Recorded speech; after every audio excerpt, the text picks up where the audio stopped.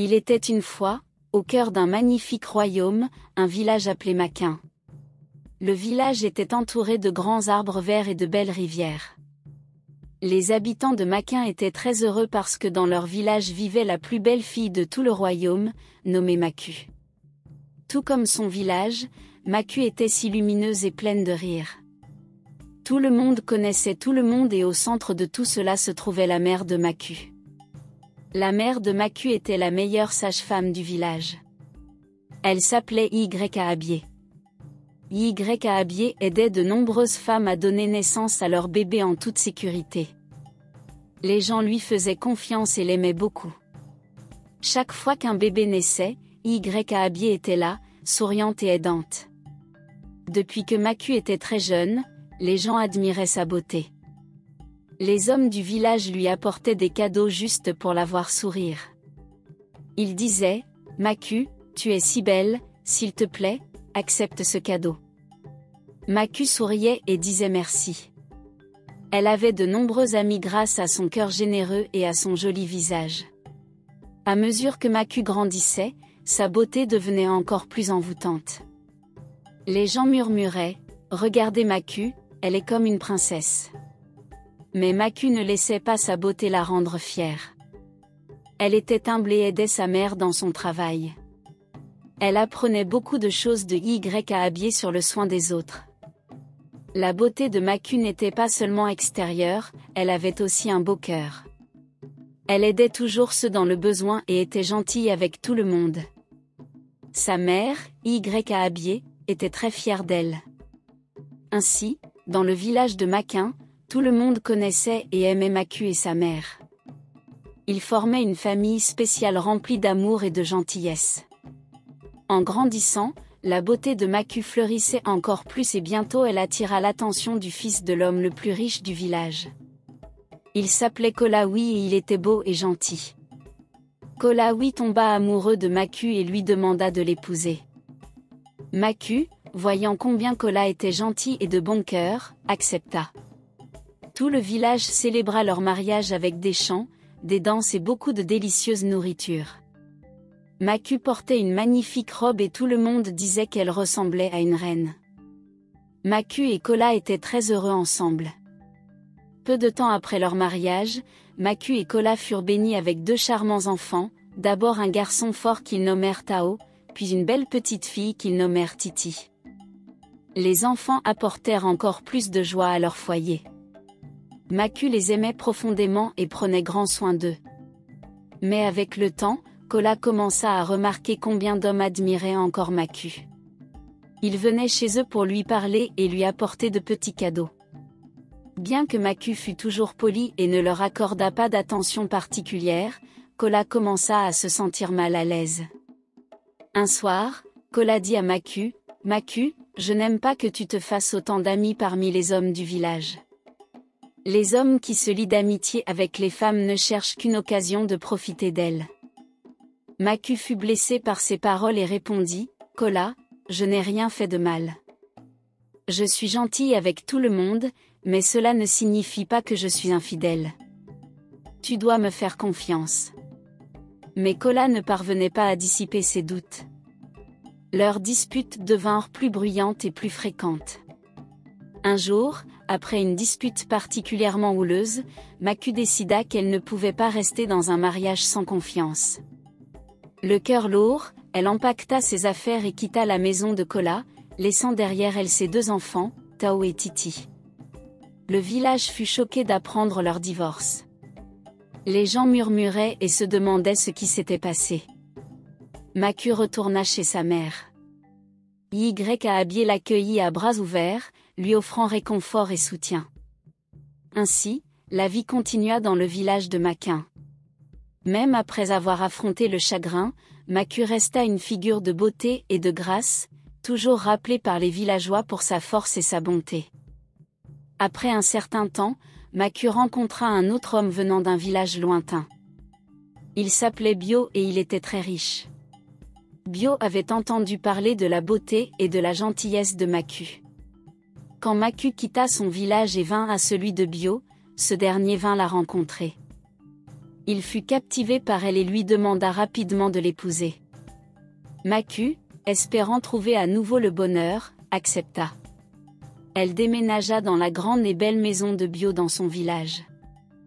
Ils eurent un mariage secret, cette fois encore, il n'y eut pas beaucoup de chants, de danse et de joie. Peu de temps après, Maku et Bio furent bénis avec une petite fille qu'ils nommèrent Shalawa. Shalawa était aussi belle que sa mère, avec des yeux brillants et un joli sourire. En grandissant, sa beauté devint encore plus éclatante. Tout comme Maku, Shalawa attirait beaucoup d'attention. En devenant jeune adulte, les hommes du village lui apportaient des cadeaux et essayaient de gagner son cœur. Ils disaient, « Shalawa, tu es aussi belle que ta mère, s'il te plaît, accepte ce cadeau. » Shalawa, gentille et polie, les remerciait, mais faisait attention à ne pas leur donner de faux espoirs. Maku, ayant elle-même vécu cette attention, conseilla à Shalawa d'être prudente. Elle disait, « Shalawa, tous les hommes qui t'apportent des cadeaux ne sont pas bons. Fais attention et protège ton cœur. » Shalawa écouta sa mère et resta toujours respectueuse, mais elle gardait ses distances avec ceux qui semblaient trop empressés. Malgré l'attention de nombreux hommes, Shalawa resta humble et concentrée sur sa famille. Elle aidait son père dans son magasin, qui était le plus grand du marché. Les gens l'admiraient non seulement pour sa beauté, mais aussi pour son travail acharné et sa nature bienveillante. Bio était très fier de Shalawa. Il disait souvent, « Shalawa, tu es une bénédiction pour notre famille. Ta beauté et ta bonté nous rendent fiers. » Shalawa souriait et serrait son père dans ses bras, reconnaissante pour son amour et son soutien. La vie dans le village était paisible et heureuse pour Maku, Bio et Shalawa. Ils formaient une famille unie remplie d'amour et de joie. La beauté et la gentillesse de Shalawa la rendaient populaire, mais elle se souvenait toujours des conseils de sa mère et restait fidèle à elle-même. Ainsi, dans le village lointain, l'histoire de Maku et de sa famille continuait. Ils vivaient en harmonie, entourés de l'admiration et du respect de tous ceux qui les connaissaient. Les années passèrent et Maku, Bio et Shalawa vieillissaient. Un matin ensoleillé, Shalawa travaillait dans le magasin de son père, dans le marché animé. Le magasin était le plus grand du village, rempli de tissus colorés et de beaux objets. Des gens de partout venaient acheter les meilleurs produits. Ce jour-là, un jeune homme nommé Tao entra dans le magasin. Tao était beau, avec des yeux gentils et un sourire doux, mais ses vêtements étaient simples et usés. Il était clair qu'il n'avait pas beaucoup d'argent. Tao regardait autour du magasin, admirant les beaux tissus. Lorsque Shalawa vit Tao, elle ressentit quelque chose de spécial. Il y avait une gentillesse dans ses yeux qui l'attiraient. Tao s'approcha d'elle et demanda timidement, « Excusez-moi, pouvez-vous me montrer le tissu le moins cher que vous avez ? Je n'ai pas beaucoup d'argent. » Shalawa sourit chaleureusement à Tao. Elle ressentit une forte connexion avec lui, quelque chose qu'elle n'avait jamais ressenti auparavant. Au lieu de lui montrer le tissu le moins cher, elle choisit l'un des plus beaux et des plus chers. « Tiens, prends ceci, » dit-elle en lui tendant le tissu. « C'est un cadeau. » Tao fut surpris et reconnaissant. « Merci beaucoup, » dit-il, les yeux écarquillés de surprise. « Mais je ne peux pas accepter ça, c'est trop. » Shalawa insista, « S'il te plaît, accepte-le. Considère cela comme un cadeau et reviens nous voir chaque fois que tu as besoin de quelque chose. » Tao acquiesça, encore sous le choc de sa générosité. Il la remercia encore et quitta le magasin, tenant précieusement le tissu. Ce soir-là, Shalawa ne pouvait pas arrêter de penser à Tao. Quand elle rentra chez elle, elle en parla à sa mère. Maku, au sujet du jeune homme qu'elle avait rencontré, dit « Maman, j'ai rencontré quelqu'un aujourd'hui. Il s'appelle Tao. Il n'a pas grand-chose, mais il y a quelque chose de spécial chez lui.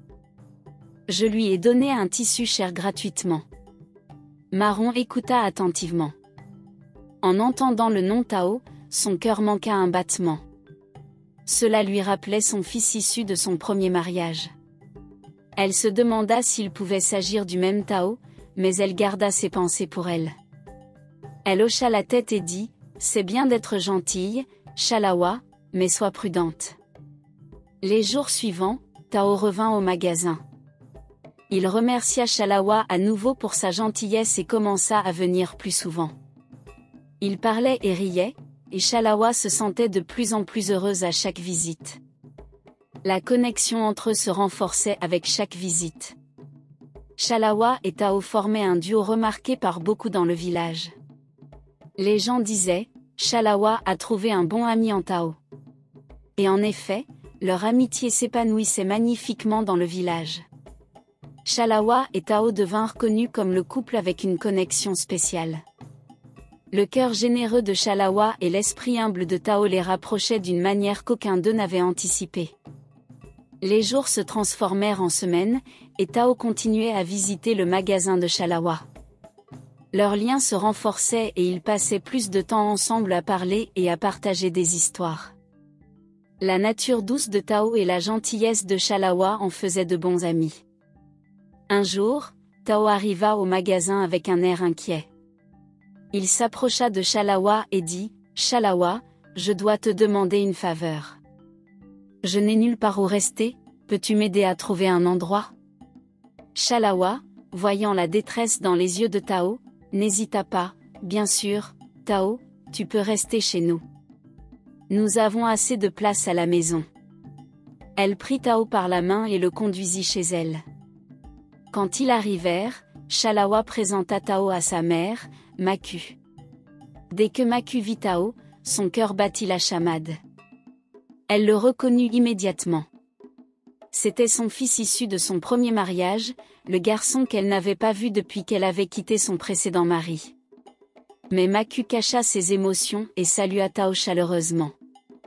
Chalawa parla d'abord à sa mère, « Maman, Tao n'a pas d'endroit où rester, peut-il rester avec nous pendant un certain temps ?» Maku sentit son cœur s'emballer. Elle reconnut Tao comme son fils perdu depuis longtemps, mais ne pouvait pas révéler la vérité. Elle répondit, « Non, Chalawa, ce n'est pas sûr d'amener un étranger chez nous. » Chalawa, perplexe, demanda, « Mais pourquoi, maman ? Il semble être une bonne personne. » Maku insista, « Nous ne le connaissons pas assez bien, il vaut mieux être prudente. » N'étant pas satisfaite de la réponse de sa mère, Chalawa alla voir son père, Bio, « Père, Tao a besoin d'un endroit où rester, peut-il rester avec nous ?» Bio, au grand cœur et généreux, dit, « Bien sûr qu'il peut rester. Nous devons aider ceux qui en ont besoin. » Maku ne put l'en empêcher. Tao emménagea dans la maison.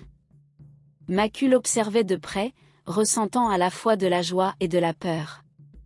Elle était heureuse de voir son fils, mais craignait que son secret ne soit révélé. À mesure que Tao s'installait, il devint une partie de la famille. Il aidait au magasin, faisait des corvées et gagnait rapidement le cœur de tous. Tao sourit et dit, « Merci, Chalawa. Toi et ta famille êtes très gentils. » Maku, cependant, était toujours sur le qui-vive. Elle ne pouvait pas montrer ses vrais sentiments et gardait ses distances. Elle pensait, « Je dois protéger ce secret. Personne ne doit connaître la vérité. » Mais malgré ses inquiétudes, Chalawa et Tao se rapprochèrent. Ils passaient du temps ensemble, riaient et devinrent les meilleurs amis. Les villageois remarquaient et disaient, « Chalawa et Tao sont toujours ensemble. Ils semblent faits l'un pour l'autre. » Maku savait qu'elle devait faire quelque chose. Elle ne pouvait pas laisser ses enfants tomber amoureux. Elle murmura pour elle-même, « C'est mal, ils sont frères et sœurs. Je dois trouver un moyen de les séparer. » À mesure que les jours passaient, la peur de Maku grandissait. Elle observait Chalawa et Tao de près, espérant trouver un moyen de les protéger sans révéler la vérité. Elle pensait, « Combien de temps puis-je garder ce secret ? Que se passera-t-il s'ils découvrent la vérité ?» Mais pour l'instant, Tao était heureux d'avoir un endroit où rester. Et Chalawa était heureux de l'avoir là. Ils appréciaient la compagnie de l'un et de l'autre, ignorant la tempête qui se préparait dans le cœur de Maku. Tao s'était bien intégré à la famille de Chalawa. Il aidait à la maison, travaillait au marché et devint rapidement un membre apprécié du foyer. Le lien entre Chalawa et Tao se renforçait de plus en plus. Ils étaient toujours ensemble, riant et partageant des histoires. Les villageois remarquaient à quel point Chalawa et Tao étaient proches. Ils commençaient à murmurer, « Regardez Chalawa et Tao, ils sont toujours ensemble, ils doivent être amoureux. » Certains allaient même jusqu'à les appeler mari et femme, croyant qu'un mariage entre eux était inévitable.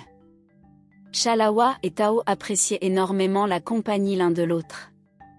Ils se promenaient dans le village main dans la main, visitaient le marché ensemble et passaient leur soirée à parler sous la lumière de la lune.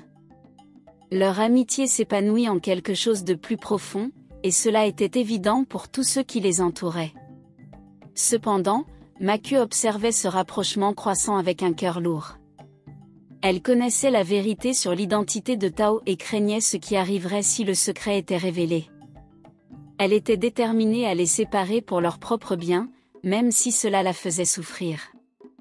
Un jour, alors que Chalawa et Tao s'apprêtaient à partir pour le marché, Maku appela Chalawa à part. « Chalawa, j'ai besoin de ton aide à la maison aujourd'hui, dit-elle. » Chalawa semblait surprise, « Mais maman, Tao et moi avons prévu d'aller au marché ensemble. » Maku insista, « Il y a du travail important à faire. Tao peut aller au marché tout seul. » Chalawa accepta à contre-séhur, ne comprenant pas pourquoi sa mère était soudainement si stricte. Maku commença à trouver de plus en plus de raisons pour séparer Chalawa et Tao. Elle envoyait Tao faire de longues courses, le tenant occupé du matin au soir. Elle demandait à Chalawa de rester à la maison pour l'aider avec les tâches ménagères. Malgré ses efforts, le lien entre Chalawa et Tao ne semblait que se renforcer. Un soir, Chalawa confronta sa mère. « Maman, pourquoi essaies-tu de nous séparer, Tao et moi? Nous tenons l'un à l'autre et je ne comprends pas pourquoi tu es contre cela. » Maku soupira, luttant pour trouver les bons mots. « Chalawa, il y a des choses que tu ne comprends pas. Parfois, il vaut mieux ne pas se rapprocher de quelqu'un sans tout savoir sur lui. Crois-moi, je ne cherche qu'à te protéger. » Chalawa était confuse et blessée par les paroles de sa mère, mais elle aimait et respectait trop sa mère pour argumenter davantage. Elle continua de voir Tao dès qu'elle le pouvait, chérissant leurs moments ensemble. Dans le village, les murmures continuaient de croître. « Chalawa et Tao sont faits pour être ensemble, » disaient les villageois. « Ils sont parfaits l'un pour l'autre. » Mais Maku savait que la vérité pourrait briser leur bonheur et elle était déterminée à empêcher cela à tout prix. Les jours passèrent et le cœur de Maku devenait de plus en plus lourd sous le poids de son secret. Elle priait pour une solution, espérant qu'elle pourrait protéger ses enfants sans révéler la douloureuse vérité sur leur passé. Un soir, alors que le soleil se couchait, Chala et Tao s'assirent près de la rivière, regardant l'eau couler et parlant de leurs rêves. Chala demanda, « Tao, penses-tu parfois à l'avenir ?» Tao répondit, « Oui, Chala, je rêve d'une vie heureuse avec quelqu'un que j'aime. » Le cœur de Chala fit un bond.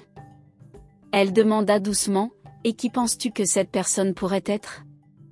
Tao la regarda dans les yeux et dit, « Je pense que ça pourrait être toi, Chala. » Chala rougit et sourit, « Je ressens la même chose, Tao. » Dès ce moment, ils surent qu'ils s'aimaient.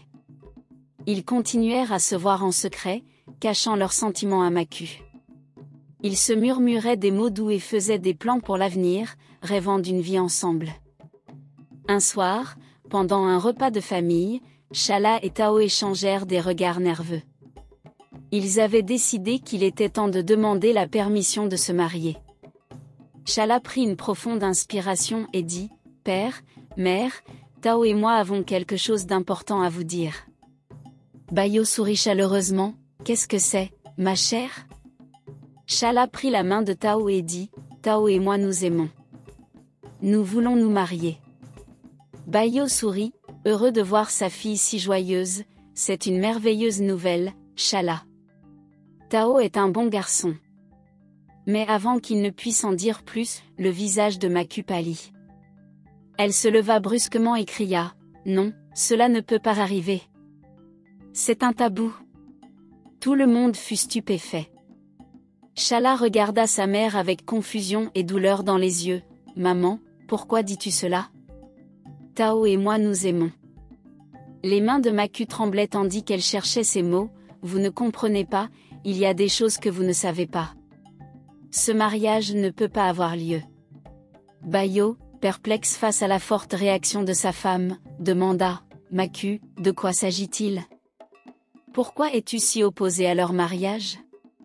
Tao est un bon jeune homme. » Maku lutta pour retenir ses larmes. Elle ne pouvait pas révéler la vérité sur Tao, qui était son fils de son premier mariage. Elle avait gardé ce secret si longtemps et maintenant, cela la déchirait.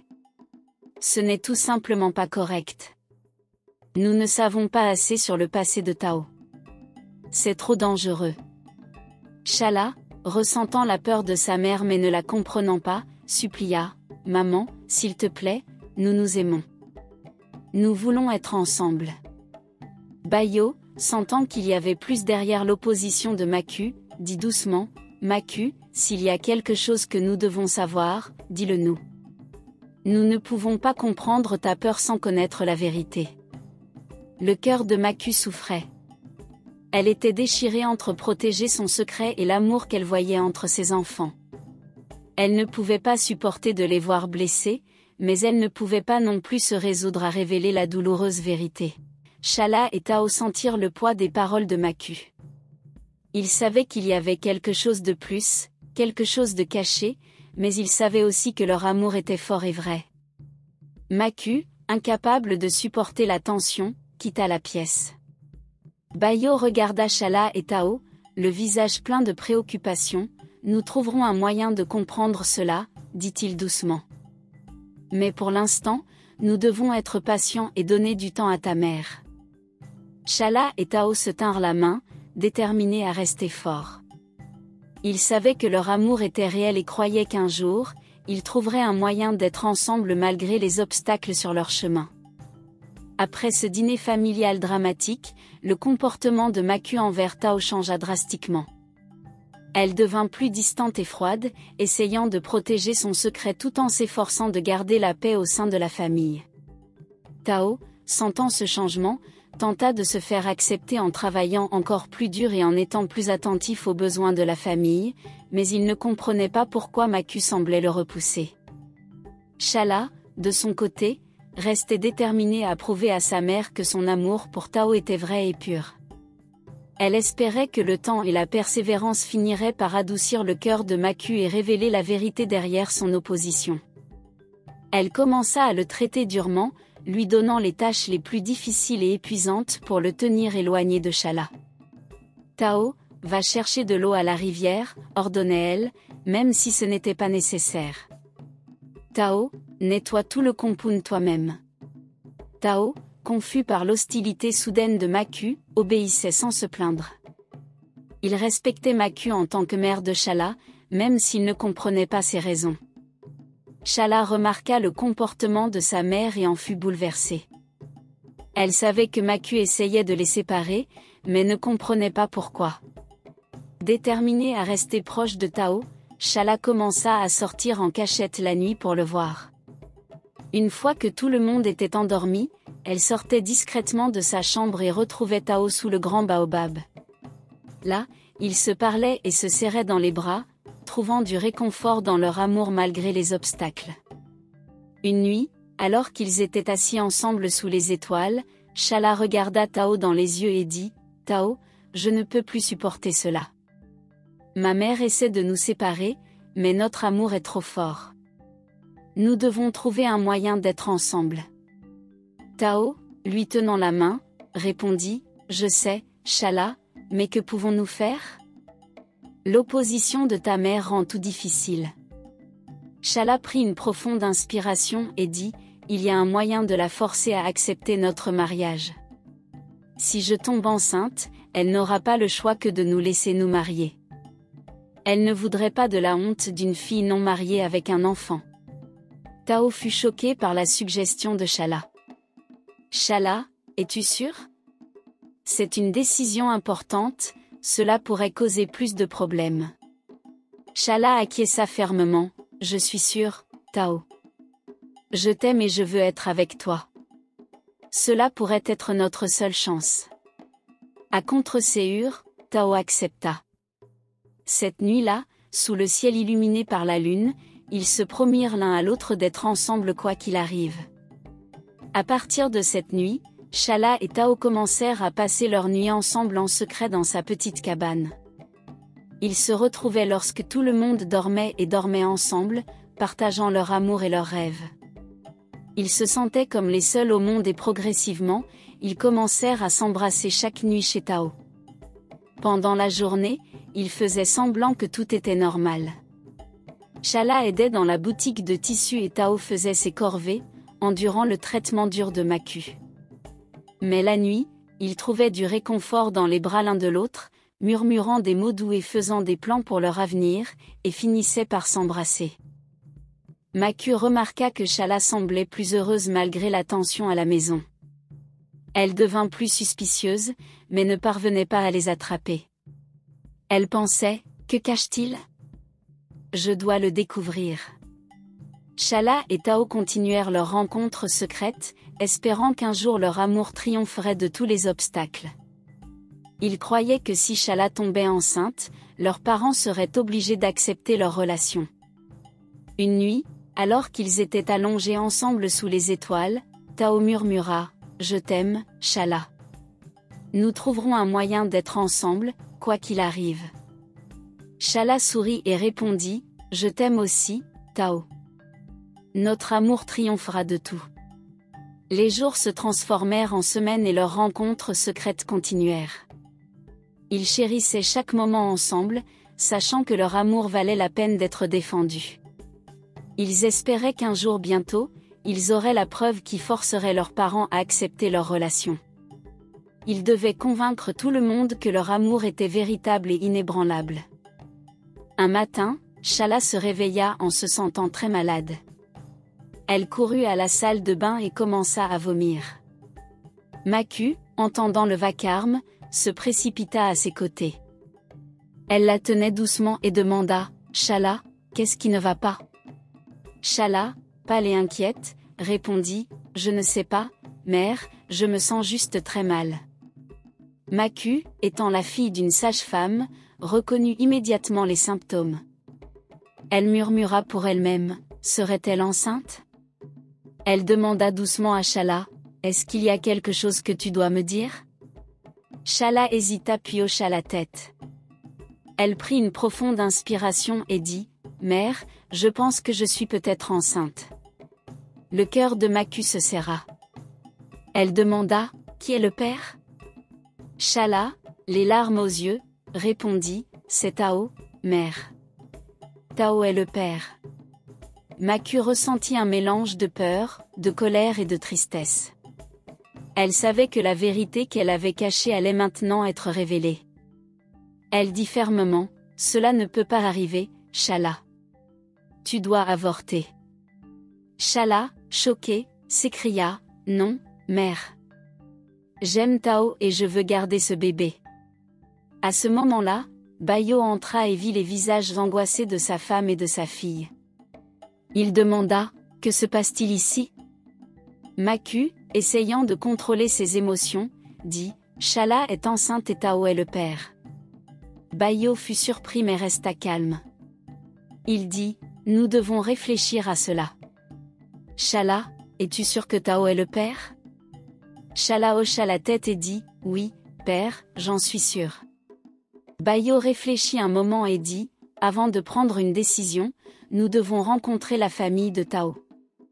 Nous devrions en savoir plus sur lui et sur ses origines. » Maku était terrifiée. Elle savait que rencontrer la famille de Tao révélerait son passé. Elle tenta de protester « Bayo, ce n'est pas nécessaire. Nous n'avons pas besoin de rencontrer sa famille. » Mais Bayo était ferme « Maku, c'est important. Si notre fille doit avoir un avenir avec Tao, nous devons savoir qui il est et d'où il vient. » Shala, pleine d'espoir, dit « Merci, père. Je crois que rencontrer la famille de Tao nous aidera. » Maku se sentait piégée. Elle savait que ses secrets allaient être exposés, mais elle n'avait pas le choix. Elle pria silencieusement, « S'il vous plaît, qu'il y ait un moyen de les protéger. » La famille décida d'organiser une rencontre avec les parents de Tao. Shala était nerveuse mais pleine d'espoir.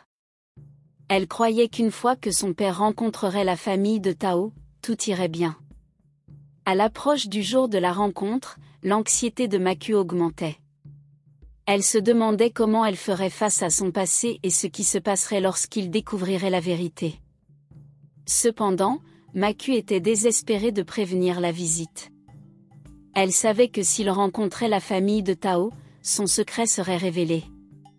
Elle essaya différentes manières de l'arrêter. D'abord, elle parla à Bayo, « Bayo, cette visite est inutile.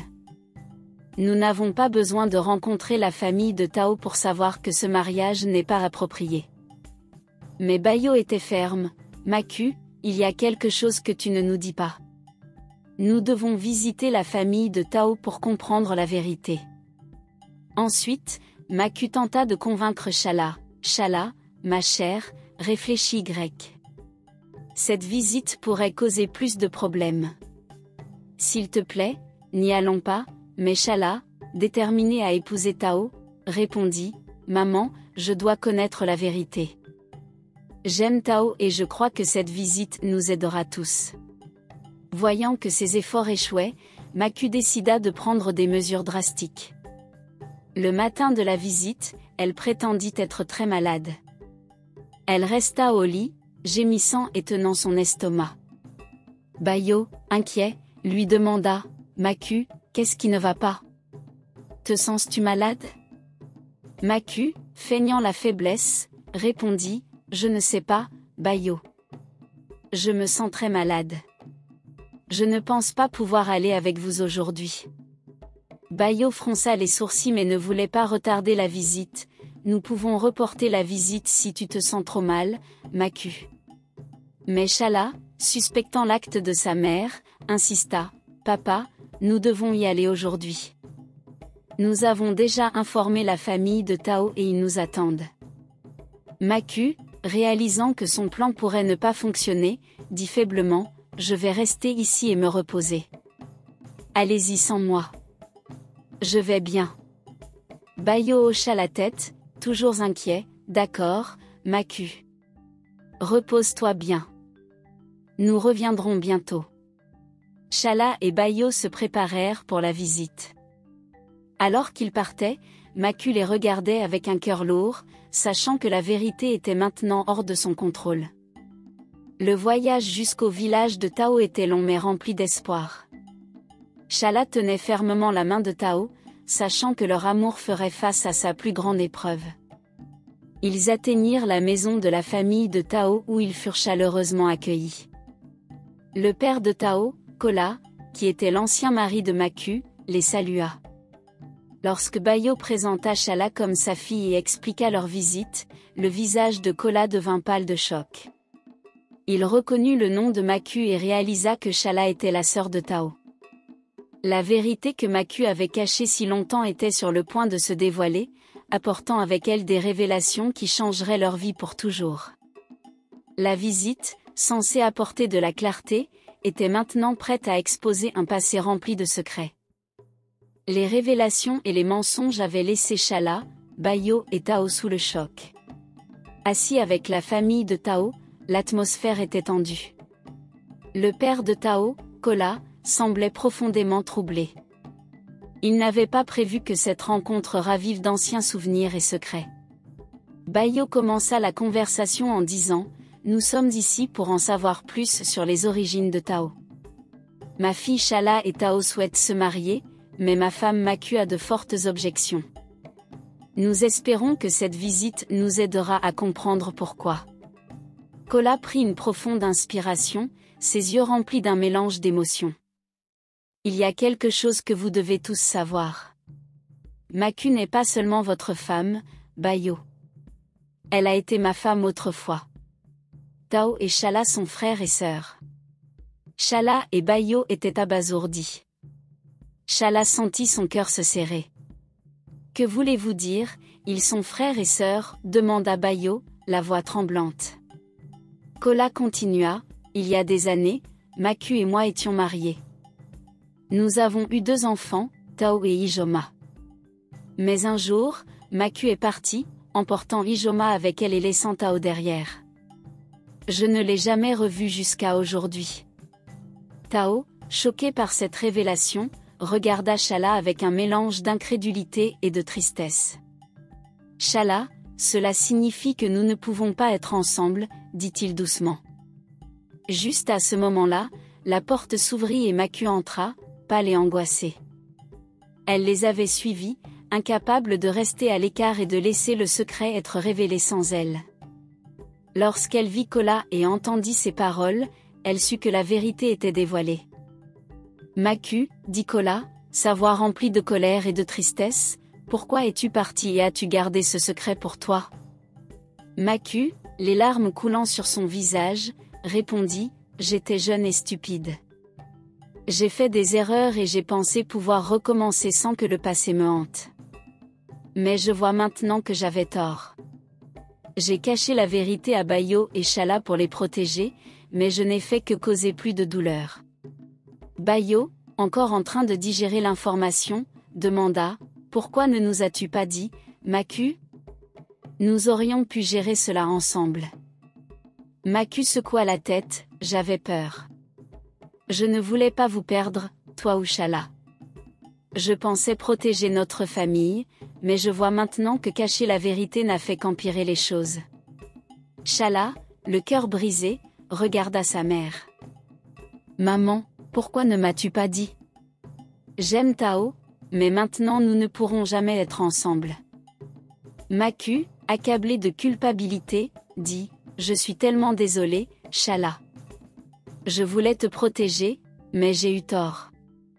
La pièce plongea dans le silence, chaque personne perdue dans ses pensées et ses émotions. La vérité avait été révélée, mais elle apportait avec elle un lourd fardeau. Les rêves de Shala et Tao d'être ensemble étaient brisés, et la famille faisait face à une réalité douloureuse. Kola, essayant d'apporter un peu de réconfort, dit, nous devons trouver un moyen d'avancer. Nous ne pouvons pas changer le passé, mais nous pouvons choisir comment affronter l'avenir. Bayo, d'accord avec Kola, ajouta, oui, nous devons trouver un moyen de guérir et de nous soutenir mutuellement. Nous sommes tous une famille maintenant, et nous devons affronter cela ensemble. Maku, réalisant l'étendue de la douleur que ses secrets avaient causée, jura d'être honnête à partir de maintenant. Elle savait qu'il faudrait du temps pour reconstruire la confiance, mais elle était déterminée à arranger les choses.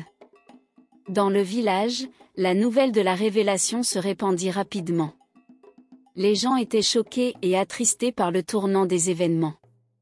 Shala et Tao, autrefois vus comme un couple parfait, faisaient maintenant face à un avenir séparé, mais leur famille était déterminée à les soutenir durant cette période difficile. La vérité, bien que douloureuse, avait finalement été révélée. Il leur appartenait maintenant de trouver un moyen de guérir et d'avancer ensemble en tant que famille. L'ampleur de la honte et de la culpabilité était trop lourde pour Maku, et incapable de faire face aux chuchotements et aux jugements des villageois, elle quitta le village, laissant une note pour sa famille disant « Je suis désolée pour tout. J'espère qu'un jour vous pourrez me pardonner. » Les villageois apprirent bientôt la vérité sur le passé de Maku et murmuraient entre eux « Avez-vous entendu? Maku avait une autre famille avant. Ses enfants, Shala et Tao, sont frères et sœurs. » La nouvelle se répandit rapidement, et tout le village sut que Shala était dévastée. Elle avait aimé profondément Tao, mais maintenant elle savait qu'ils ne pourraient jamais être ensemble. Elle resta forte pour le bien de son enfant à naître. Avec le soutien de son père Bayo et des villageois, Shala donna naissance à un garçon en bonne santé. Elle le nomma Aigreko, ce qui signifie « joie » dans leur langue. Aigreko apporta du bonheur dans la vie de Shala, même au milieu de sa douleur. Bayo, toujours pilier de force, aida Shala à élever Aigreko. Il disait, Aigreko est une bénédiction, nous devons nous concentrer sur son avenir et sur la guérison de notre famille. Avec le temps, Shala trouva à nouveau l'amour. Elle rencontra un homme gentil et compréhensif nommé Fay. Fay était compréhensif et soutenant, il connaissait le passé de Shala mais l'aimait, elle et Aigreko, inconditionnellement. Fay demanda Shala en mariage, et elle accepta. Ils célébrèrent un mariage simple mais magnifique, entouré de famille et d'amis. Shala et Fay construisirent une vie heureuse ensemble. Fay traita Aigreko comme son propre fils, et tous trois formèrent une famille aimante.